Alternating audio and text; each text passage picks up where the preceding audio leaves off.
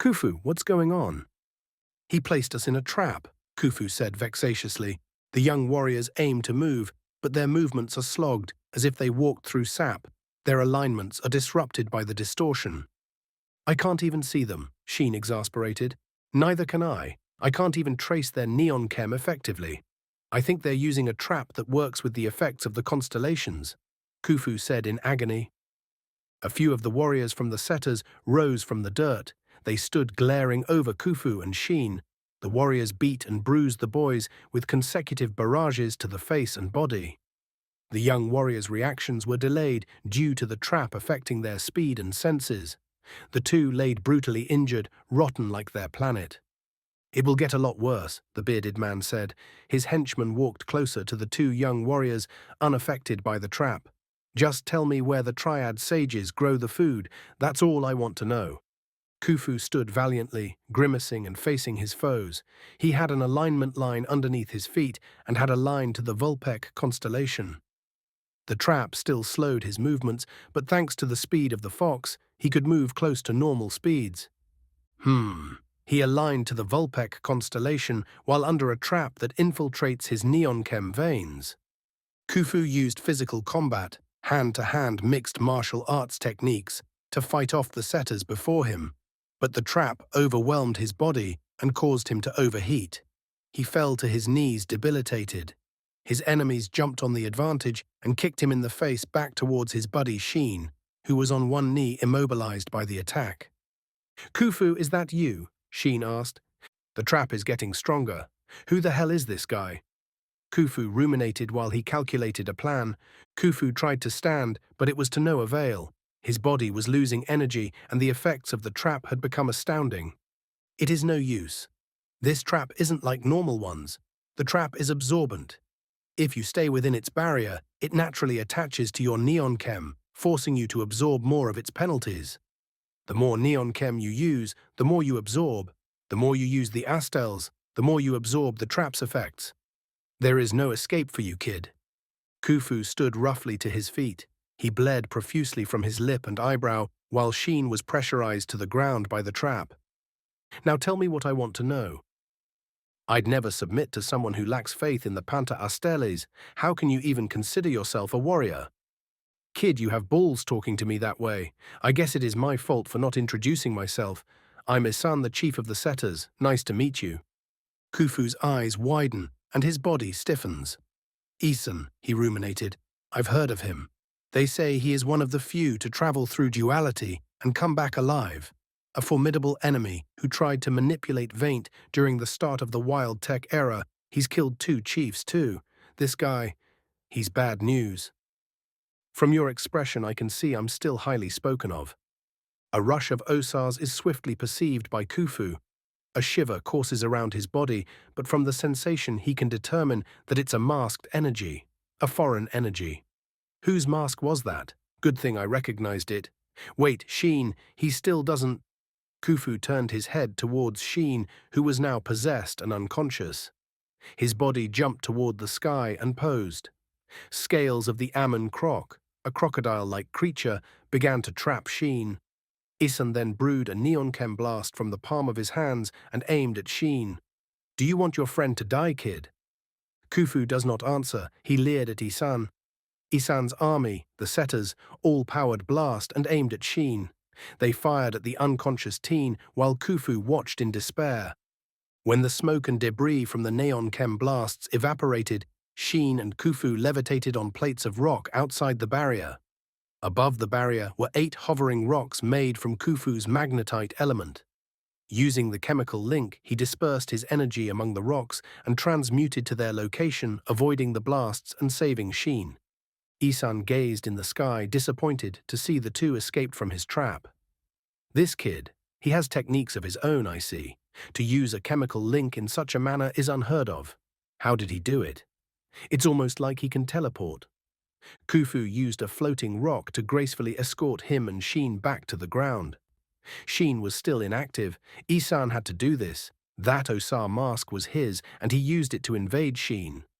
Kufu created a rock tomb and placed Sheen inside. He then interlocked his index and middle finger to lock the barrier with a contract. as well as his own veins. I'm not like Sheen, he won't get me.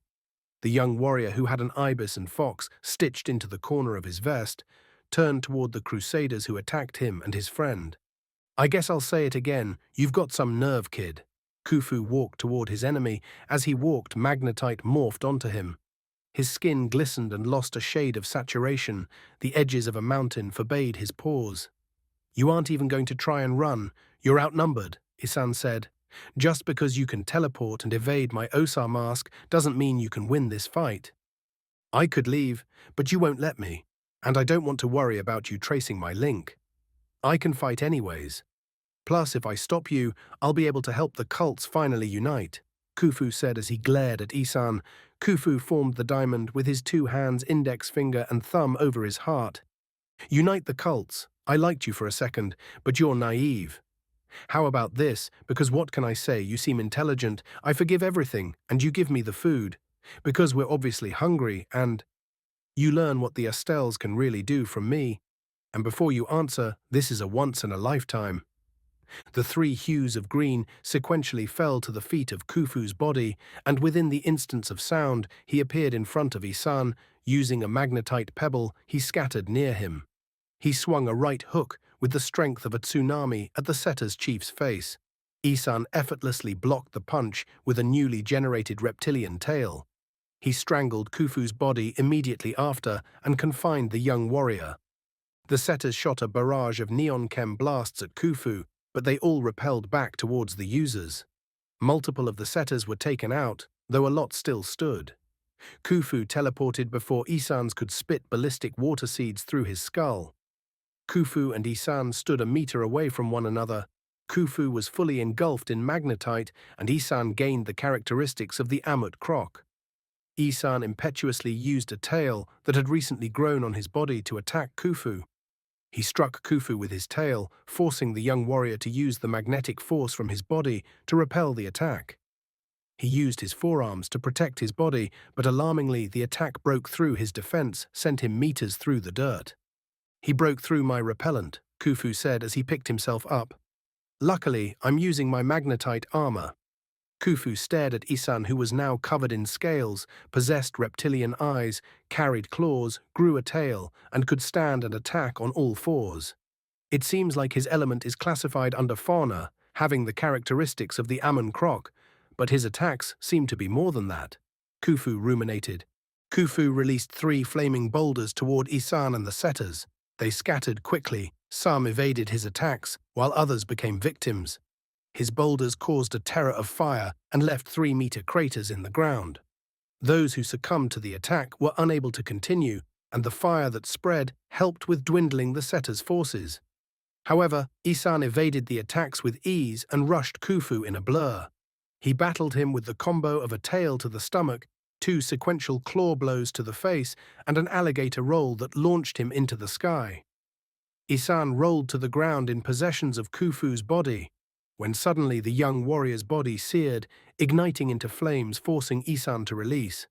They both gracefully landed on their feet. These scales, they make me vulnerable to heat when I use my element, Isan quietly said to himself. Kufu stared at Isan apathetically. He gasped for air while he mulled on his next move. His element is simple, but he is using a technique to increase his power. If you are wondering what I am using, I'll tell you, it's not like you can stop me. It's a technique from the temples called Ra's Rage. You can't use it without the Osar rays. What? The Osar rays? He is connected to the cosmos. How? Is he really this strong? Kufu meditated while he unconsciously retreated. I thought you could only use the Osar rays in the temples or the divine locations. Isan attacked Kufu once again. His power was overwhelming. The member of the Ibis cult was inferior. Even though Kufu was outmatched, he was skillful enough to use his chemical link to evade attacks and create magnetite barriers for his protection.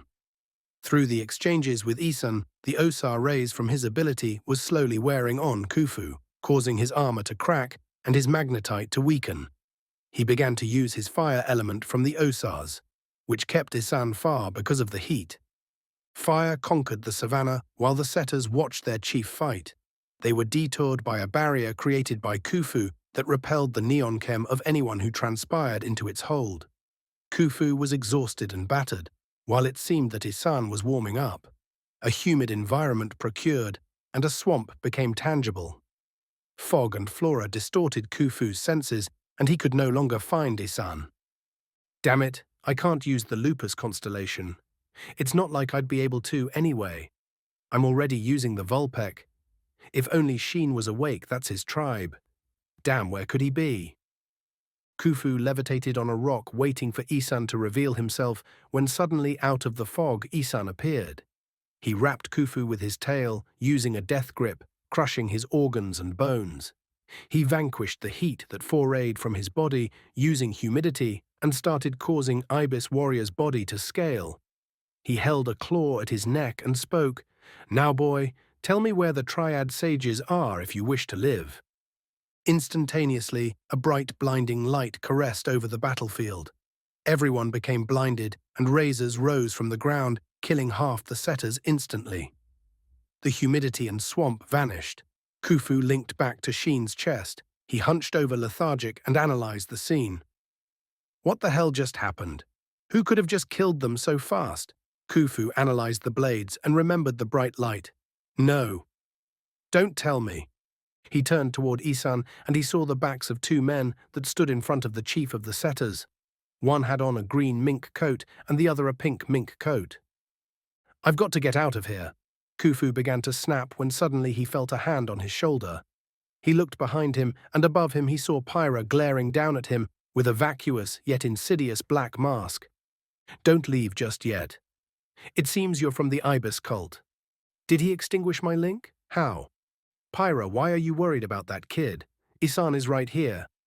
You take care of him. I'll worry about our family's pride." Kufu rattled like a snake and was overwhelmed by the power he perceived. He couldn't think and began to suffocate.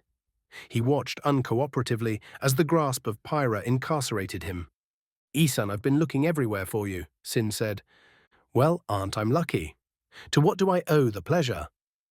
"I'm giving you a job. Sorry to break it to you, but I'm an entrepreneur. Now get out of here before I kill you. Wait, you've got food, don't you?" "Yes, I do. If you work for me, you can eat at your heart's desire." Isan powered up and fell to all fours. His finger and toes grew vicious claws, his skin scaled, hardening but maintaining its pigment.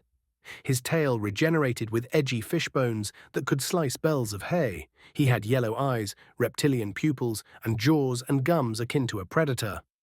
"How about I just take it?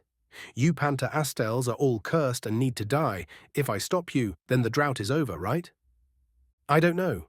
How about you try and see?" Sin grew blades along his body, prominently for his teeth and hair. The two, Isan and Sin, square off just a few meters away from each other. Sin stared at Isan with contempt. Isan sinusoidally walked toward Sin. He slowly paced while humidity and fog buried the surroundings. Marshlands began to appear while oak trees and reeds formed. "How trivial, Isan," Sin said with his sinister grin. "I'll vanquish your manifestation with ease," he said, while forming the shape of a diamond with his hand's index finger and thumb in front of his heart. The three hues oscillated from his head to his toes, and in an instant a wave of energy cleared the swamp Isan was manifesting. "Your Ab-Osar is inferior to me. I'm a Panther Astel, Isan. Where is the respect?" The energy from Sin's Osar connection was so strong that Kufu felt it from where he was standing. Pyra still stood over him, while members of the setters waned back to reality. Kufu feared for his life, and sensing Sin's power trapped his mind in a barrel. "This fight, those guys, they're masters of the Astels," Kufu ruminated. "Oh look, the remaining losers are getting back up." Kufu turned his head toward the horrific scene. Setters arose for battle, determined to avenge their comrades and help their chief. "Kid, this is what they didn't teach you," Pyra said as he slapped his two hands together in front of his heart. A bright flame extinguished from his body, covering him. It was reminiscent of an aura, but its heat was evident.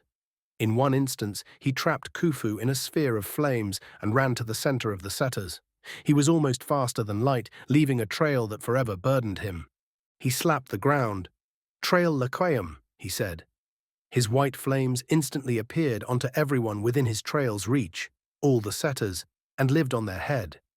Their pupils disappeared, and they froze with their mouths open. "You see this kid," Pyra said, appearing behind Kufu, faster than his trail. "That trap is stealing their Neonkem from their veins. Look at their feet." "An alignment line," Kufu ruminated. "Yeah, I'm stealing their alignment as well, not that I need it, but it makes me faster." Pyra kept Kufu and Sheen trapped and turned toward his brother and Isan. "I'll kill them, and you after we get Isan, and don't try moving. Or I'll trap you too," Pyra said as he sped off towards his brother. "His trap is attached to his flames. Too bad he doesn't know I'm fast too." Kufu tried to procure his magnetite rocks, but the fire and Pyra's Neonkem were too strong. If he wanted to use his chemical link, he couldn't, because he couldn't create any rocks, and the link he had, Pyra extinguished it. "What do I do?" Kufu anxiously thought. He peered through the white flames that burned in front of him and watched what he could of the fight. Everything was distorted, but Kufu kept thinking of ways to escape the flames and the battle. He knew that even if they were using the techniques sinfully, they were masters. He was completely out of his league. From the fire that surrounded him, he was aware of the Neonkem and alignment of Pyra. "Maybe I can, but Ray told me if I do that, I could burn out, and that's the last thing I want to do, but I don't have a choice." Kufu gazed toward the glittery sky and the diamond-esque astels. He wondered if this was his last move. He wondered if someone was going to save them. He wondered what would happen to the cults and if he would see the end of the war. The intense sensation from the flames broke him from his meditation. He placed the index finger and thumb of his two hands together in front of his heart and aligned to the Osars. "If I'm going to force a link, I'll need the Osars. If I complete this, I'll be able to save the setters, grab Sheen, and escape. I would stay to help Isan, but I'd die." Kufu closed his eyes and began to absorb the Neonkem that surrounded him. He knew that forcing a link was deadly. It could lead to him burning out, but worst, a foe could invade the Neonkem veins within his body, potentially leading to him being possessed or a supernova. Even though the odds were not in his favor, he felt that all he needed to do was escape the imprisonment and break the trap. If he could force the link to Pyra's Neonkem, he would have had access to the trap's wavelength and been able to use his Neonkem neutron to disrupt it. "I just have to be faster than him," Kufu ruminated. "Finding his wavelength is easy, I just have to match the speed of his Neonkem flow." He cleared his head and searched the Neonkem around him for Pyra's alignment. His process was different from the one Sheen recently practiced. Kufu had to disperse Neonkem from his body and absorb the Neonkem from Pyra to make a link between him and Pyra, with Kufu as the transmitter. Then he had to force his Neonkem into the veins of Pyra discreetly. If this method worked, Kufu would be able to link to Pyra and his techniques without the need for a summons, though he needed to disperse more than 1% of his Neonkem to do so. When forcing a link to an object or person as the transmitter, the Neonkem being absorbed must outweigh the user's Neonkem, a dangerous task because of the amount of foreign Neonkem invading the body, but it had to be done. The risk lied in the fact that when Kufu became the transmitter, Pyra could intercept and link to Kufu or invade his body with his fire or trap. The other risk was that he burned out, deplete his body from using any Neonkem, or he supernovas, a perpetual explosion. But as long as Kufu completed the task without Pyra noticing, he didn't have to worry about Pyra invading his veins. He only had to worry about the link the two would be sharing. Kufu opened his eyes and appeared weaker, dehydrated, exhausted. "I've dispersed enough of the Neonkem in my body. Safe to say I can't summon my mountain now." He began to absorb the Neonkem from Pyra's fire and became conscious of his alignment. Through this transference, he could interpret just how deadly their battle was. He knew time was dwindling because Isan seemed to be at odd ends. Suddenly, Kufu felt the link snap. "I've got to hurry. He's probably too distracted to notice the link right now." Kufu forced the energy of Pyra, that was now in his veins, and mixed it with the Neonkem neutron from the Osars to use Pyra's fire as a bridge to Pyra's Neonkem. Dispersing more than half of his final Neonkem, he forced the link and was now the receiver. Pyrrhus energy, the orange Neonkem, flowed throughout his veins, and he could feel his power and alignment. His body was suffering from the toxicity. Using the OSAR's Neonkem neutron, he helped balance it out, but the effects wore heavily and evidently. I'm almost burned out, but thankfully I can still use the Neonkem neutron from the OSARs, but not for long. I have to hurry, Kufu ruminated. As the receiver, Kufu had taken in 60% of Neonkem from Pyrrha and only had to reciprocate 1% of his own energy. He then reversed the link by using the tension from the receiving link and massive amount of foreign Neonkem. The force flipped their positions, and Kufu was now the transmitter and Pyrrha was now the receiver. A sharp pain wrung through Kufu's body, but he ignored it and used the chemical link to transfer to the center of the trap. He scattered 8 apple-sized rocks around their trap. He created a barrier similar to the one he used earlier with Isan, but at a more minute scale. Okay, I found his frequency, Kufu said as he slapped the ground. Aversa pass. Didn't I tell you don't move? Kufu looked up, and above him was Pyrrha staring down at him. Kufu didn't know if he was angry or excited. His face was menacing. He stared manically. Simultaneously, he expelled a bright blast of heat towards Kufu. An explosion conceded, and black smoke filled the area. When the smoke diluted, Kufu couldn't be found. Pyrrha still felt their link, so he knew he was alive. The brat is fast, Pyrrha said. He soon traced Kufu's Neonkem to one of his rocks and witnessed him levitating around his trap. How did he get past the barrier? Kufu pondered. Pyrrha vanished, and like light he appeared in front of Kufu. He formed a figure of fire that resembled Kufu, aiming to burn the lad alive.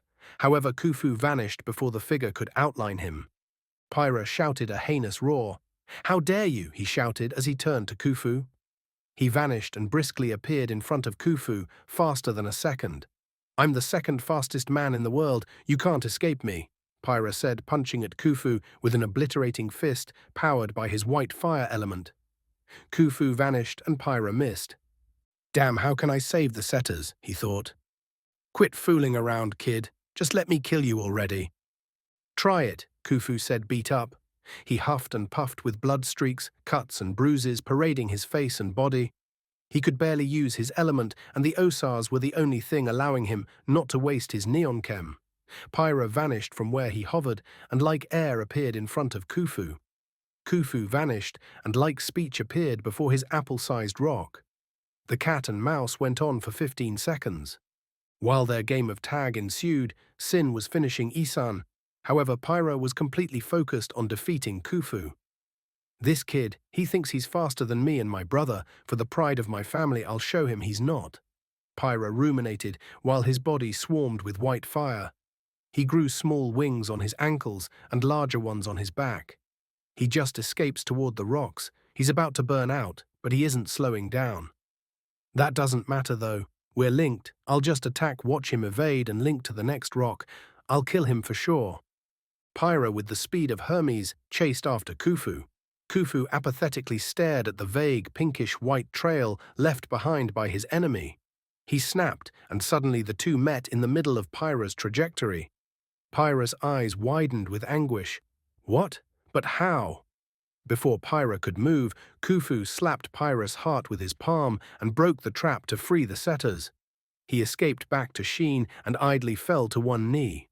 Pyrrha, still draped in his white fire, emerges in front of the young warrior. He shrieked heinously. Don't tell me you're tired. We were just having fun, he wailed while walking toward Kufu, who stood on guard, enervated. Come on, he deliriously whined.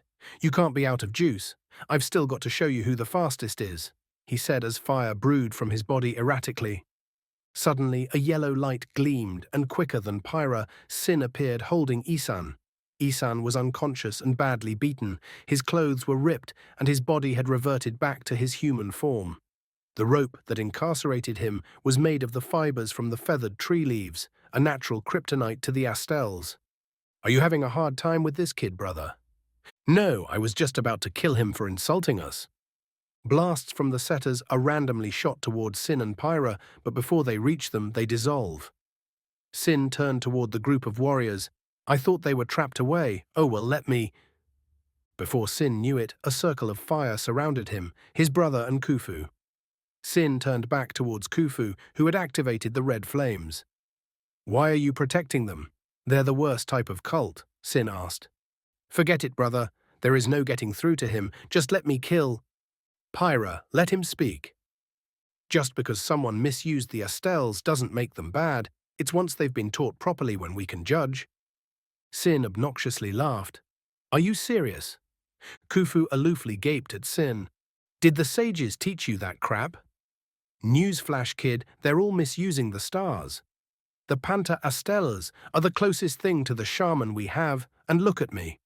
The world turned their back on me. Because unlike the others, you had the opportunity, Ellie. She trained—" "Shut up, you don't know anything. Compared to the techniques, you know I probably don't, but I do know that as long as Panta Estelles like Ellie exist, there will always be faith in the Estelles." Sin dropped Isan, but before he hits the ground, he appeared in front of Kufu with a bladed finger at his throat. "You think it's that simple, don't you? My alignment is the Estelles, and yet the world refuses to acknowledge it. I can lead this world into something better. I was destined to save us. The cults and sages want to rid the world of my alignment, and they've tricked Ellie into thinking she is doing the right thing. I won't stand for the disrespect from the cults or people. I'll keep the legacy alive. Ellie will save us. You don't understand how to protect the Estelles, so how could you save us?" Sin grew furious. "If only I knew how to supernova, I'd be able to end the war," Kufu ruminated.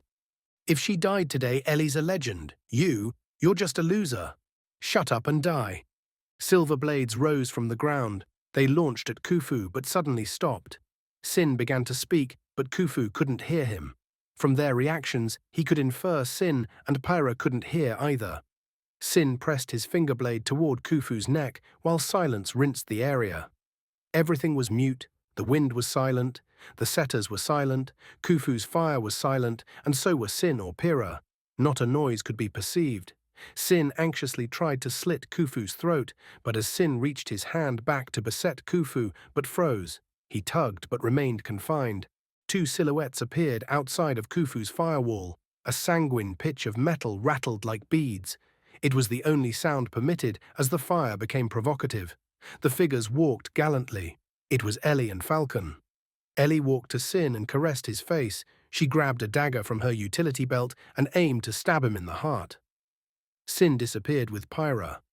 They stood meters away, outside of the firewall, and suddenly noise rushed the ears of everyone on the battlefield. "What are you guys doing here?" Kufu asked, enthusiastic. "What are you not happy to see us?" Flacon charismatically said.